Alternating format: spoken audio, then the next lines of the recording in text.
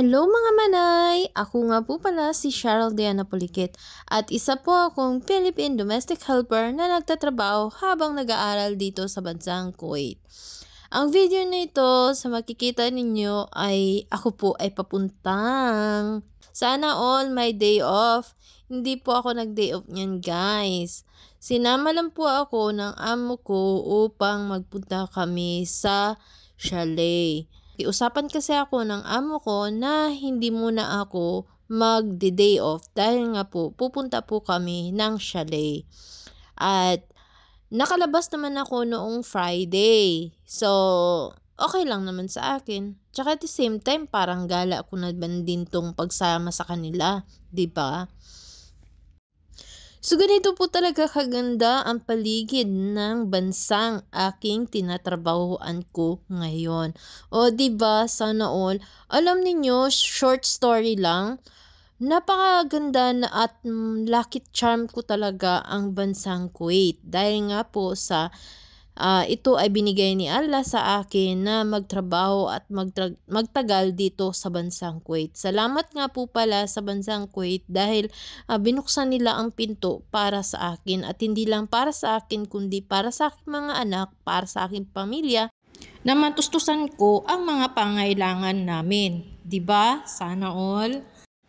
At syempre, hindi po pwede na kalimutan natin kung sino po talaga ang nagdahilan at nagbigay sa akin ng ganito na experience at the same time na binigay sa akin ng mga blessing, 'di ba? Salamat nga po pala sa iyo, Diyos Ama, na siyang lumikha sa akin at walang ibang Diyos at nag-iisang Diyos na aking pinaniniwalaan ang kabutihan at ang dakilang Diyos na lumikha sa akin. Siyempre, alam naman natin na iisa lang ang Diyos na lumikha sa atin.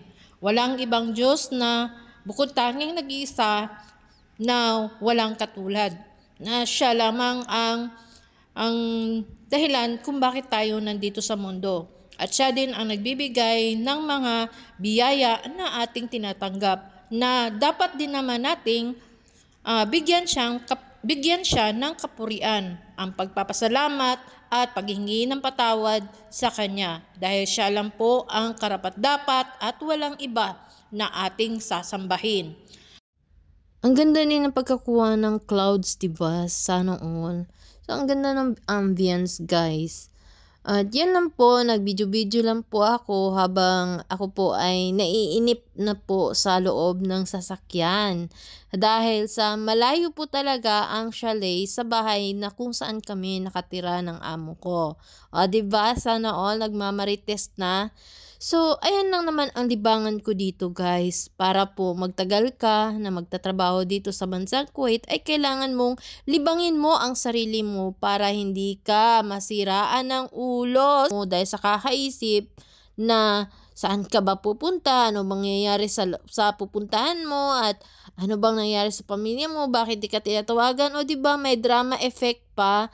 At the same time, habang ako naman ay nagvi-video ay nai-enjoy ko din naman yung sarili ko, 'di ba? So, ano na yun siya. At saka habang na-enjoy ko yung pagba-vlog is nagkakaroon naman din ako ng sweldo kahit konti, 'di ba? Di naman po ganun kalaki ang sahod ng isang vlogger. Kaunti lang po talaga yun at huwag ka po kayong maniwala sa mga chismis-chismis na sabi nila na malaki ang kita mo din.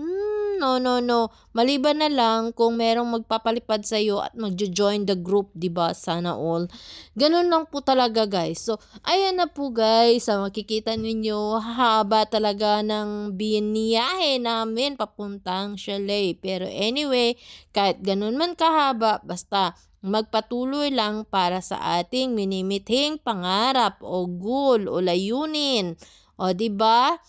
So, at short story lang din po guys. Ito, sa makikita ninyo ng mga disyerto, alam ninyo, nakakatakot man talaga dito na magbiyahe ka na ikaw lang mag-isa.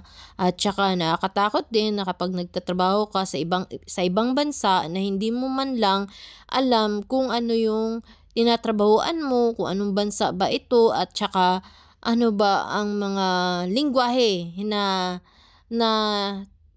gagamitin nila. O, 'di ba?